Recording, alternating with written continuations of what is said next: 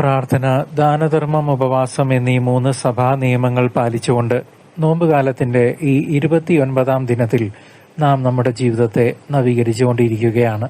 പാപത്തിന്റെ ഇരുൾ നിറഞ്ഞ വഴികളിൽ നിന്ന് ദൈവത്തിന്റെ പ്രകാശത്തിലേക്ക് നടന്നു കയറാനുള്ള ഒരു വലിയ വിളിയാണ് ഈ ദിനങ്ങൾ നമുക്ക് പകർന്നു നൽകുന്നത്.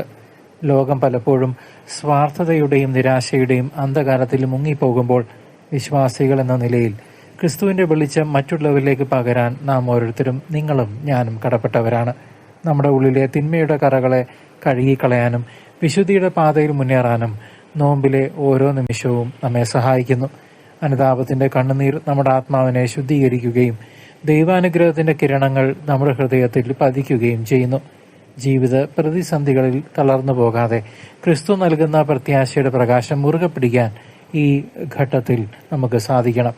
ഇരുളടഞ്ഞ ലോകത്തിന് വഴികാട്ടിയാകാൻ സ്നേഹത്തിന്റെയും കാരുണ്യത്തിന്റെയും പുതിയ വഴികൾ നാം കണ്ടെത്തേണ്ടതുണ്ട്.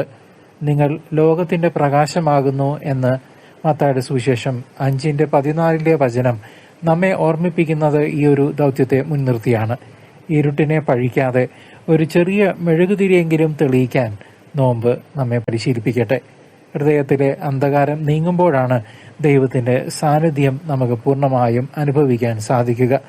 സഹോദരൻ കൊണ്ടുള്ള ക്ഷമയും ദമ്പതികൾ പരസ്പരം ക്ഷമിക്കുകയും കരുണ കാണിക്കുകയും വഴി ഈ ആത്മീയ വെളിച്ചം നമ്മൾ ജ്വലിച്ചു നിൽക്കും.